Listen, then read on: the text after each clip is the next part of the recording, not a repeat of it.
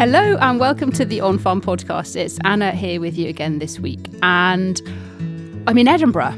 Producer Dave and I are both here. We're in a slightly echoey, meeting room in St Andrew's Square.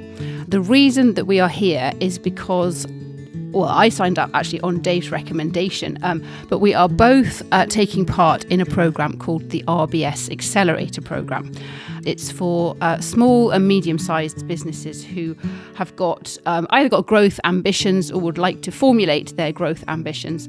The programme provides all sorts of workshops and insights and mentorships, as well as the really valuable opportunity to network.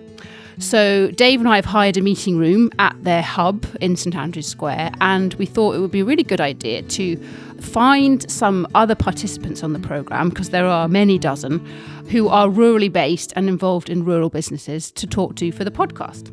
So joining us in the meeting room this morning is Maddie, who is from Blairgowrie. She works on the family farm, and she's going to tell us a lot more about the history of that and what she does and why and how the RBS Accelerator Programme is helping her and her plans for the future. So welcome, Maddie. Thank you for joining us. Thank you for having me. So we have a farm in Blairgowrie that's been going for over 100 years, but I probably should take you back to the very start of that, where actually the business was mostly involved in the spinning industry. So running a lot of spinning mills in Blairgowrie. So Blairgowrie wouldn't be a town today without the spinning mills. I think at its peak it had about 12 different spinning mills running along the River Eret. Oh, I did not know that. I thought the Borders is always kind of synonymous with spinning. So this is really new news for me. That's really interesting. So my family were mostly involved in that, although we're growing berries on the side. It wasn't until kind of the mid 20th century. Is that right? I'm going to get that wrong. Yes, sounds about right. Where, that industry started to kind of move elsewhere in the globe, and it started to decline. So the last of the mills closed down in the 1970s. And that's when my dad, feel like I'm doing what my dad was doing back in his day. So he came back to the family business, and at that time all of the business kind of was crumbling with all of the mills closing down. So he really had to look at the future and kind of pivot the business to a new future. So that's when we started focusing a lot more on berries. Mostly it was for canned fruit, and then obviously with big supermarkets growing, it started to go with fresh fruit. So since really the 80s, we've been supplying supermarkets around the country with fresh fruit, moving from raspberries originally, then strawberries, and latterly it's been blueberries and cherries. So a lot of changes. Fruit. Yes, super fruit, exactly. So a lot of changes have happened. Like, we had to pivot away from strawberries due to kind of an oversupply in the market and some big storms on the farm that took away a lot of our polytunnels. So my parents have always had to pivot, and how I've come to join the business was really quite accidentally, or I was working down in London in doing digital marketing for 8 years, and in London I decided that I wanted something new, something different, and I wanted to move to Canada. So I got a 2-year working holiday visa, and was lucky enough to actually get that. Packed up my bags, quit my job in London, moved with my partner, and we settled in Toronto on our big journey for 2 years. And unfortunately, 3 weeks into that, COVID hit. Oh. So we had the difficult decision of, staying in Toronto and paying for rent and just being locked in a city that we don't know anyone. Oh, goodness. So were you working? And we'd quit our jobs. Yes, so you hadn't yet found work in Toronto. No. Oh, and the plan was to travel across Canada initially, and then find work in Vancouver or like a year later. So a lot of big plans, but yes, COVID affected everyone in different ways. So we moved back in with my parents, much to their horror or delight. You got back to the UK safely before Yes, being allowed to yeah. travel. I think Well, probably that's good, one I of the last suppose. planes or Wow. something. Yeah. And yeah, moved back in with my parents. And because of living with them for 8 months and being in over a summer period that was also really stressful for them, it just realised that the majority of our produce was blueberries. And the blueberry price, since my dad planted them we hugely planted loads in kind of the early 2010s, because the price was right at that time. And since then, the price has dwindled. So it just was all of the effort that my dad and mum put in has kind of reduced. So they were really stressed and figuring out what we should do Fair with the enough, farm. yeah. So I understand. I did end up getting another job in Edinburgh because me and my boyfriend moved out and moved into Edinburgh. But I did realise that I think this was a time for the business I don't think my parents knew what to do. The family didn't know what to do. And I was having a bit of do I want to do digital marketing all the time? And so it was definitely a period of change, but came on board to help figure out what to do with the land and the buildings. Wow, so you just, I suppose you felt like you had to just grab the bull by the horns and think, right, well, something needs to be done. I'm one of the people for the job, I guess. Sort of. I think how it happened was I said maybe I could help project manage, like put a project together and see where it goes. And I think mum and dad, that sounds good.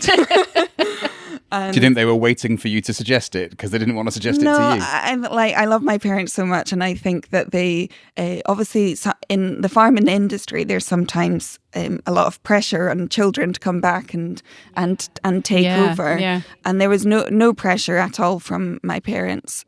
But because it's been in our family for so long, and there's a lot of history with the spinning mills and the berries around Blairgowrie, I think the whole family would be really sad if we just let it go at that point. So yes, that's where we are today. And it makes sense really, because every generation that comes through brings a new set of skills with it. And in your case, that's very specifically digital marketing, which is critical. Yes. In other people's case, that could be engineering, could be something else, couldn't it? But it brings new skills, but then also a new, or not necessarily new, but a more modern perspective as well, I suppose, on what's possible. And I wonder also if sometimes younger people are just a bit braver at taking decisions and grasping opportunities and thinking, how can we do things differently? And actually, in just the same way as Maddie's dad did, when he was young and thrusting and looking to make big changes and had that bravery and that courage. Exactly. And he just had to get on with it and found a niche, we were one of the first growers in Scotland doing a lot for supermarkets back in the day. So he found that niche, and hopefully I can too somehow. Yes. So what does it mean then, since you had that conversation with them and you said, right, I think I can help, I want to help. Yeah. What does that actually mean on a day-to-day basis? What have you been doing to actually implement those changes and come up with the ideas? And because that's what I find particularly fascinating. So when I started, I said to my parents, okay, I'll do 2 years, we'll figure out what to do, and then we'll see what we'll do there. I didn't think I'd still be here almost three years later, or I just didn't realise how long everything takes from a development point of view, planning perspective, changing business perspective. I've come from a digital marketing background where everything is very, very quick, and you get a lot of kind of achievements almost every day because you set a campaign live, you see what's happened. Whereas with this, it's almost the stuff that I'm planning out and is almost generational changes. It could take quite a long time. So you have to have patience. And that's taken a lot of adjustment. And I like having kind of those quick achievements. So that's been difficult, but getting there now. So what does my day-to-day look like? So we started off we did a feasibility study looking at kind of our buildings and the land and looking at what opportunities there are initially in the first year. that was really good, really insightful. The problem is there's almost too many different opportunities, and it's not a problem. It's a great problem to have. Choosing the right one. But it's choosing the right one and knowing that it is the right one to do, and that we can manage it as a family, or that it's good for the town, it's good for the community. Mm-hmm.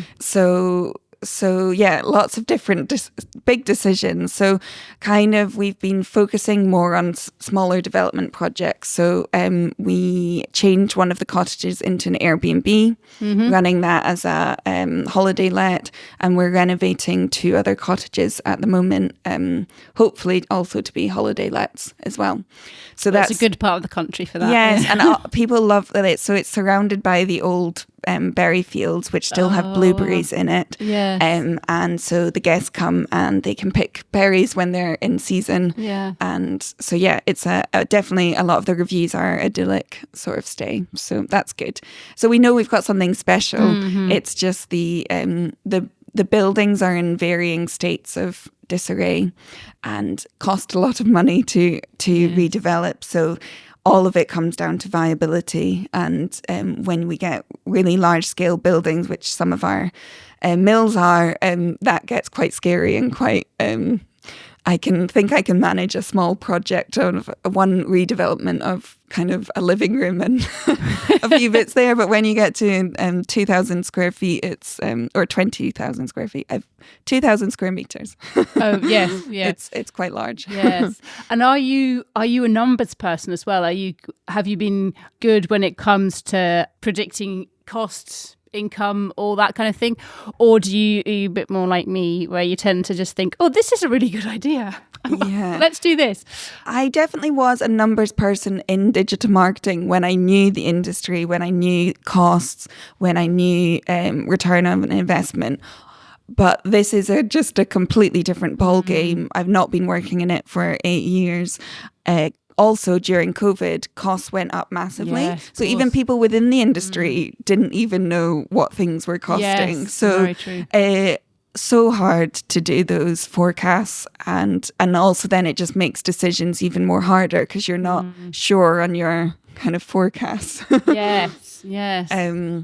So yes, there's the planning out of what we're doing with the buildings, but also what has been a nice thing to do is we've been running charity picks with our blueberries. Ooh. So we had these blueberries, and my parents made the decision to stop doing them commercially in 2022. 2021 was it last time, and we decided, well, blueberries stay in the ground. They're not like strawberries. You don't replant them. I was going to say, obviously they're still growing. You might not do them commercially, but the bushes are still there. And since we at the moment don't know what we're doing with the land, it's sitting there. We initially started just a small, I ran a charity Pick Your Own Day for Macmillan, raising money for Macmillan. And in the first year, my parents ended up going viral, which was quite funny. So we had a huge amount of visitors. I remember that happening. Yeah.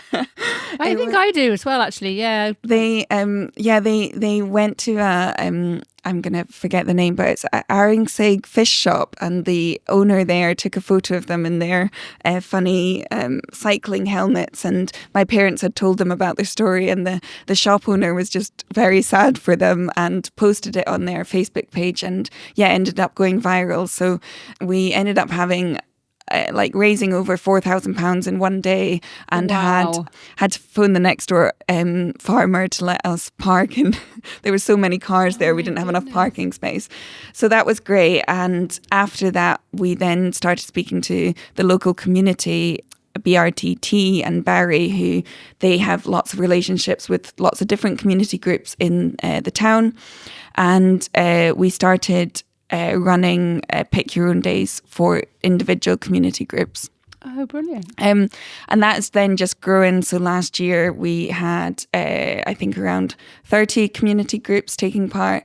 This year I've had over 60 community groups taking part. So they each get 2 sessions basically, and they from an organisation point of view, it's quite a lot of effort from our end, but we don't have to be there really on the day. My dad shows them where they're picking, so he still goes and does that, but they run the day. They take whatever they take in the day, they take that away, and so we're almost it's still running for the next few weeks, but we've almost raised about £20,000 so far this year. That's unbelievable. That's incredibly altruistic, because presumably there's no income there for you in any of this. It's all charitable.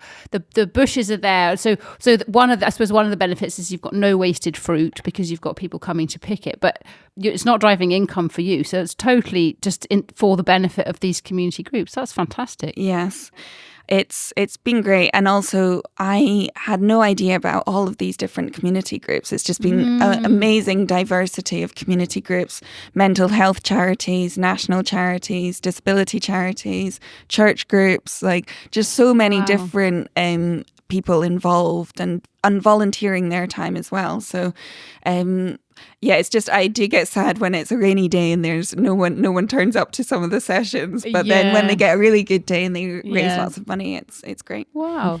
And so presumably you're in the process then, as part of this kind of looking to the future, of deciding what to do with these fields that currently have the blueberries in them. Yes. Have you developed any plans yet, or is it still early days? It's still a work in progress. There's lots of different opportunity. Obviously with land, you can... Endless, yes. Endless, but then there's planning regulations. Yes. So we're also very close to the town. So it's working out what the town needs as well, what works for the community. So we're working quite closely with the local development trust.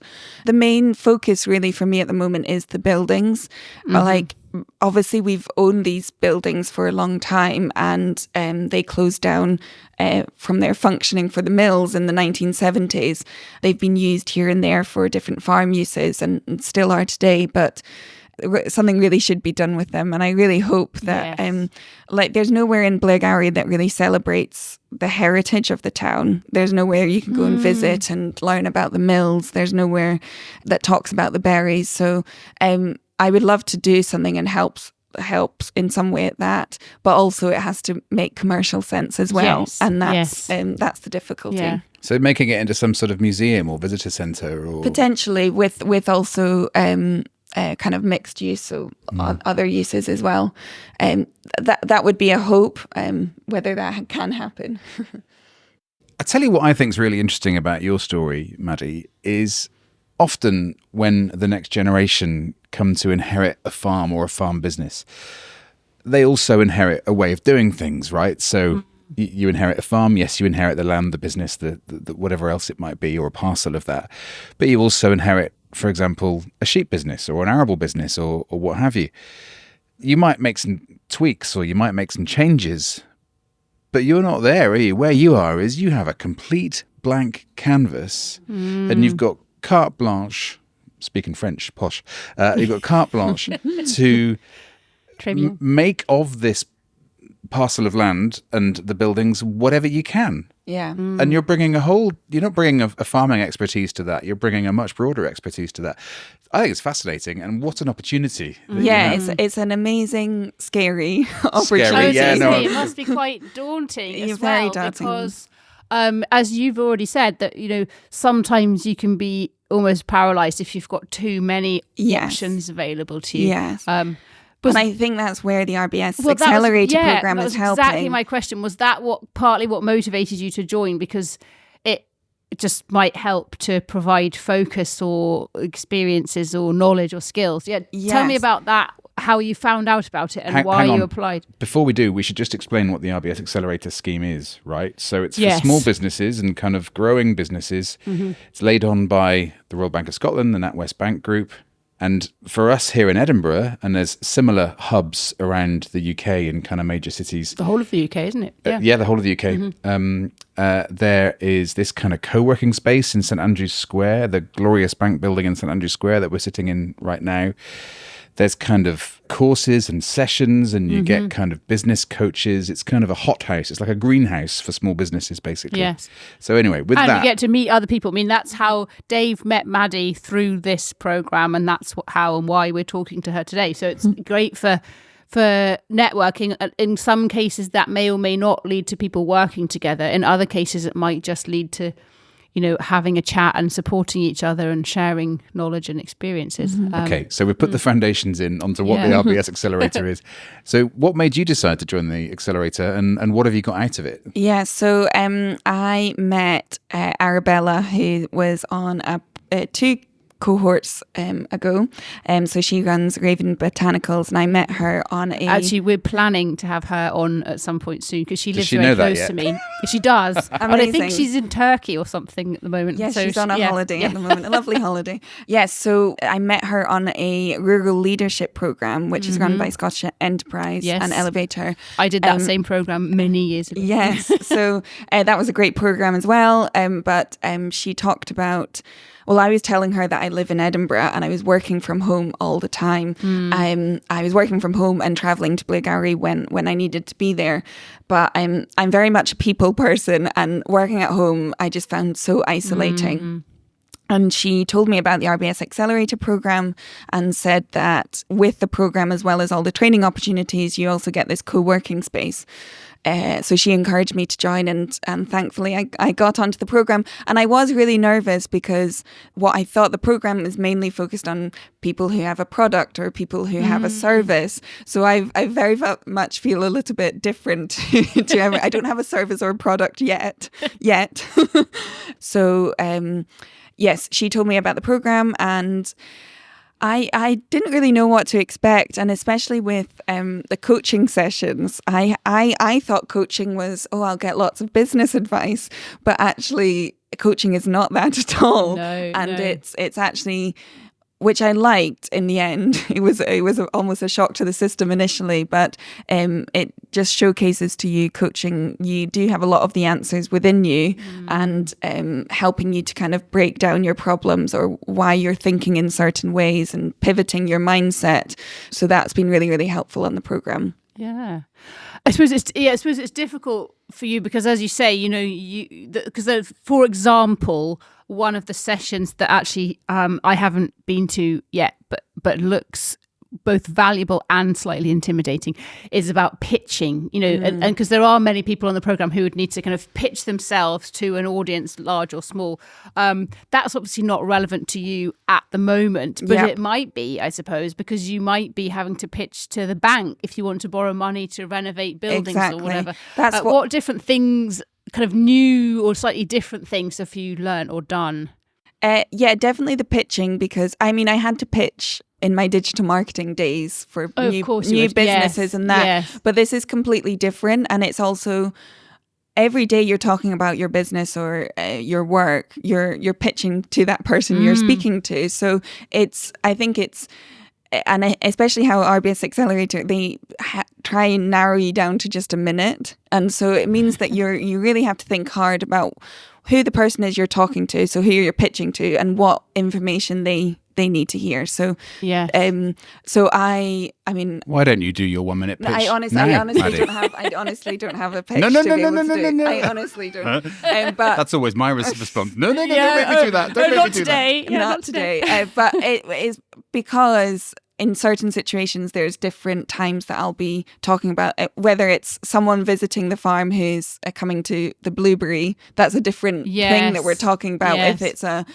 lender in a bank, it's completely different. Yeah. So it's learning how to nuance you can have kind of a structure, but change it a little bit for who you're speaking to. So that's been really good. Also for me, the visioning sessions. So that is really, like, obviously I talked about kind of the overwhelming nature of just the task at hand with so many different opportunities. And I found the visioning session really useful because, one, it was quite far in the future. My vision, you can set a vision for where you want it to, but I put it 10 years down the line. And then they talk about kind of, you've got your vision, okay, it's called backcasting rather than forecasting. Backcasting. So what were the steps that you got to that vision, and how did you get there? And so you're imagining that you're already there, and then you're thinking back to, well, what did I do that got me here? Yeah. Yes. And what's different to me as well, to a lot of people, what I'm doing with the business crosses a lot into personal life as well. It's family life. Of course, yes. There is no division, is there? There's no division. So my vision was quite, I almost felt like I was writing it for my full family. And then I need to check that with my brother and my sister and check it with mum and dad. And so it's quite hard to make sure that you're getting the vision right. Or I think I should also look at it from a my own personal perspective as well. So lots of so many different sessions, and also just what I've loved is the networking and the peer-to-peer learning. So much of what I've learned is actually just speaking to someone within the hub on a day-to-day basis. And for me, having a space to come into and work from. Well, of course, so you're not feeling like you're just in the same form. Yes, exactly. So that's been amazing. And it's free. Yes, I know. I mean, imagine if you had to pay for something like this. I can't even imagine that. So beneficial. And I think what it really highlights for me is that, and this is applicable to every business, but obviously farming is what we know and what we talk about. And actually I wonder if it's perhaps even more applicable to farming. But what it really highlights to me is that, you've got buildings and you've got land, and they are assets to your business. But Maddie is an asset in that business as well. And I think it's really important that farm businesses, all businesses, invest in those assets. So it's not just about re-roofing a shed. It's about investing in Maddie, investing in your personal development and your skills, because that's what will drive the business forward, using the other assets that you've got. Exactly. And all of the different trading sessions I go to is time away from the business. So the business is in a way investing a lot in it. I've did the Rural Leadership Programme, and I was also on the Scottish Agritourism Under 35s programme. Oh, yes. And all of them have just been so helpful in so many different ways. So if you can find any programme out there, I would encourage anyone who's listening to do it. Oh, completely. I totally echo that. And investigate them all, because there will be something that you can take away from every single one. And speaking from personal experience, with Monty, who's the business co-director, having been ill for a year, that's tough. And you need other people just to talk to, or to, quite often I would have asked him for a second opinion, and I'm not able to do that. So being surrounded by other people who you can just say, hey, what do you think about this? Or even just, I've written this email or something, could you proofread it for me? Even stuff like that is really valuable, actually, for all sorts of people, and saves the loneliness, I think, for a lot. 100%, yeah. I mean, obviously I do work with my parents, so I phone them all the time and ask them, but also they've been working for over 50 years. Sorry, mum and dad, to shout out your ages. They're getting on slightly, and the whole point of this was trying to help them take a step back. Yes.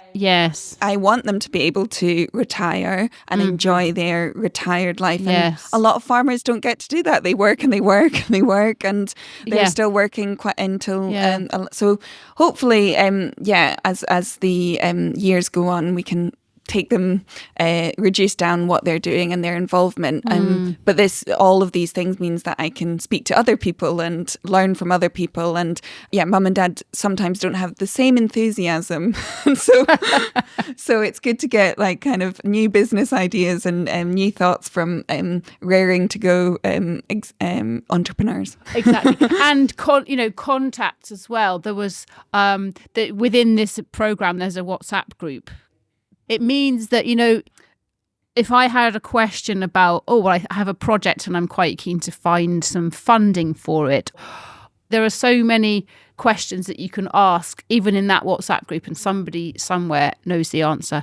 And I think it's, give and take. You can provide advice to other people, and then you don't feel bad about asking for advice. And if you had to go somewhere and pay for that advice, then that would be an extra cost. It's a hugely valuable I don't really know what the word is. I think the word is community. Community, that is the word. 100%. Yes. It's a community, and it's one I'm so glad that my business is in.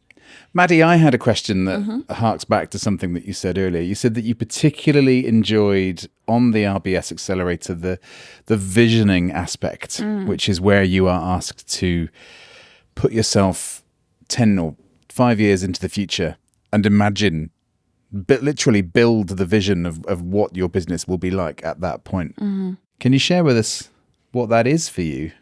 I can try. What I liked about it was the very specific nature of it.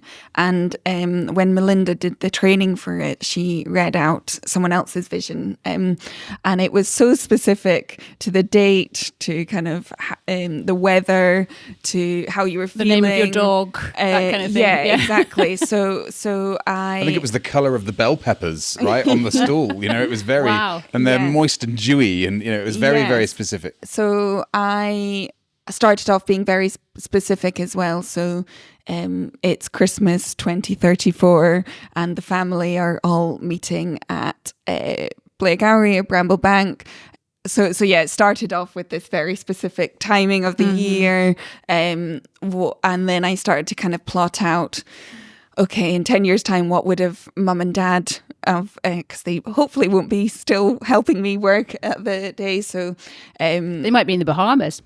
Exactly. Well, I think I put in that their mum and dad were helping to build a snowman with the grandchildren, and mum put a scarf on the snowman, which was from she bought on a trip which 2 years earlier from New Zealand. So just kind of like trying really to specific. to build out what happened in the previous 10 years and weave that into that specific day. Yes. And then what one of it was about redeveloping one of the buildings on the farm near our house and into a place called Westfield Studios, and it would be, and I think I said that it would be featured in Condé Nast, one of the design plays. Just one of these really blue sky thinking ideas, but yeah, it would have been kind of a really nice wellness spa retreat overlooking the river. It's very blue skies thinking, because to do that it would be a lot of money, but yeah, just trying to, I could get there potentially. It just needs lots of different building blocks to get there. So and I think it's good to be blue sky thinking, and or else you might just go on a kind of level journey rather than an upward journey, and that's where we want to take the farm and the business. Exactly. I think, I can't remember what the exact phrase is that people use, but they say when you're kind of setting your goals, they need to be ambitious but achievable, because if they're only one or the other, then you're not driven to keep moving with them. And then another part of, so also in my 2 or 3 years of being with my parents, I entered a competition from Airbnb in the first year, and I ended up winning it. Oh, wow. What was that for then? So it was called the Airbnb Oh My God Fund. And basically, if any of you have gone onto Airbnb, they have this category called Oh My God. And it's basically these crazy spaces throughout the world that you can go and stay in. So one of the judges had one of these. So she had a giant potato in Idaho in America that you could stay within. There was just very, very wacky. Staying in like tree houses or igloos, a yellow submarine, lots of things. So my idea was based on a very famous album cover, Pink Floyd's album, The Dark Side of the Moon. So it's a mirrored pyramid with a rainbow slide coming out of it.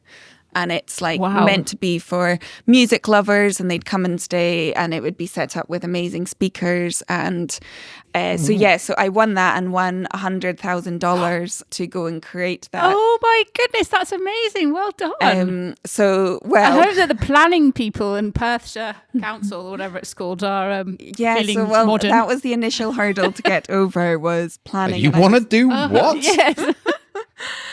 So that was the initial hurdle, and I that did take a lot of prodding and pushing, but eventually they have allowed it. But the unfortunate thing was, obviously my idea was quite out there Slightly. and just wasn't really thinking about the costs of everything involved. So when I said it was a mirrored glass pyramid, glass costs a lot of money and also went up a huge amount during COVID. Yes. So at the moment, I've already spent quite a lot of money on architects' fees and structural engineers' fees. So I got to the point that then I was looking for quotes to build it, and it was kind of 4 times more than the amount that I won in the Airbnb competition. So currently, I'm still hoping to do it, but it's kind of looking for additional funding. Right. And I don't even know if I want to do a modified version because I've spent so much money on architects and so much money on planning and so much money on structural engineers that to go and change the design again just feels silly. It could work. It's just need to find the money.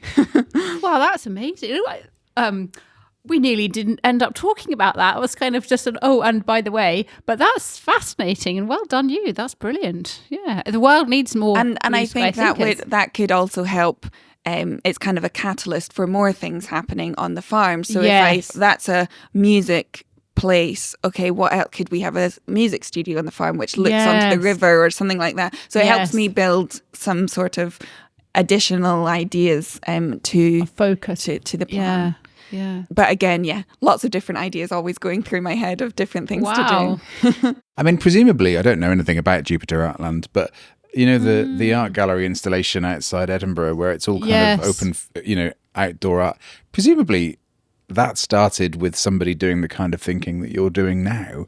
We have this space. What can we do with it? Blueberries aren't working for us or whatever. Sheep isn't working for us anymore. What can we do differently? Yes, 100%. I think it's really inspiring. Oh, so do I.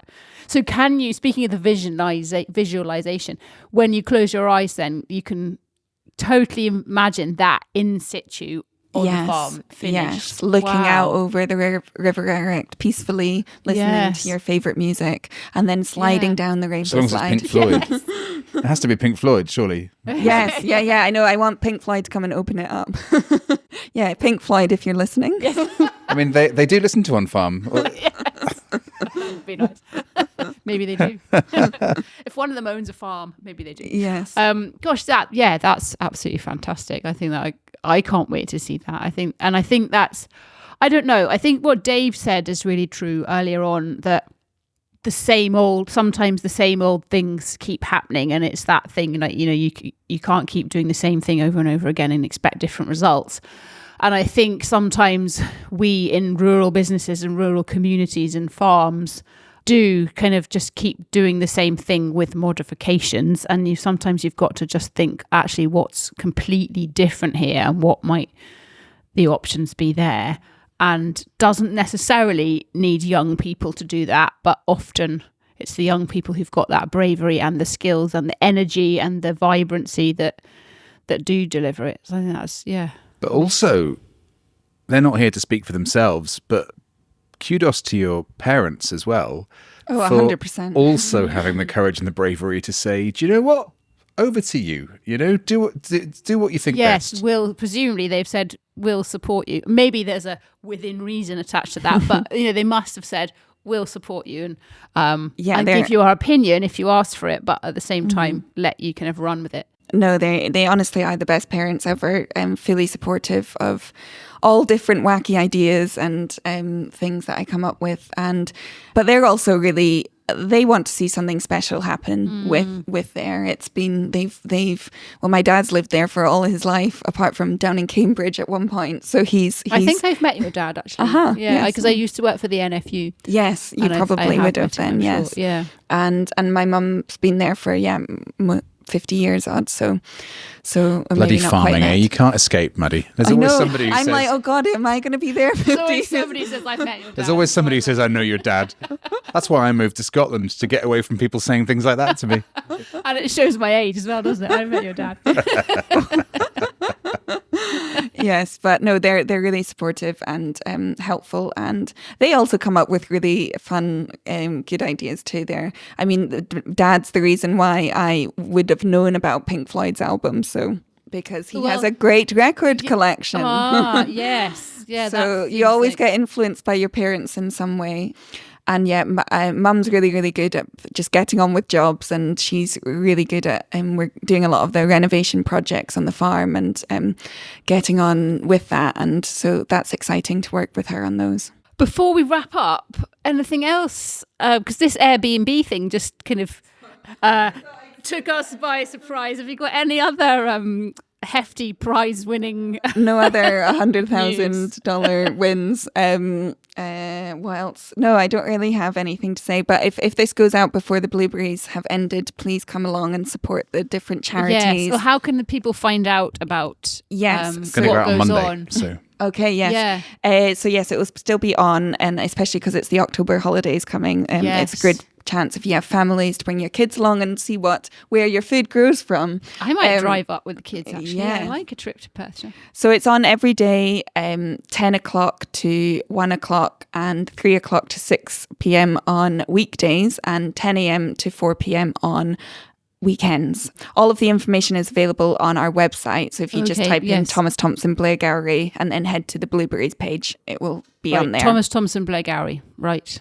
Excellent. It's also so do you manage that webpage then, presumably, or the website? I changed, built their new website for them because the old one was focused. Also, she nearly didn't tell us that either. All these things that she's hiding under a bushel. You built the whole website for them. Wow, well done.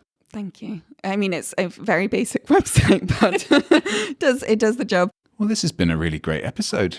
Really, I'm feeling really optimistic. And, Maddie, best of luck. Let's hope that in, 2034, that vision that you've got, you'll need to keep it on a pinboard somewhere so you can see where you got to it. For sure. And keep us posted. And, Dave, do you think we're still going to be doing the On Farm podcast in 10 years' time? I'd like to think yes. So would I. I'd like to think yes. We'll be there for the grand unveiling. Why don't we do an episode in 10 years' time? And do 10 years' time, and you can tell us looking at the vision. How you got on with the vision. And I think we should come to you because I want to see this new Airbnb. Yes. Well, hopefully. Thank you so much for having me on. It's been lovely actually talking about it, and I feel more, get up and go and get on with my day and inspired to look at the vision again and get on with some of those stepping stones to that vision. So thank you so much for having me. You're welcome. Thank you for coming.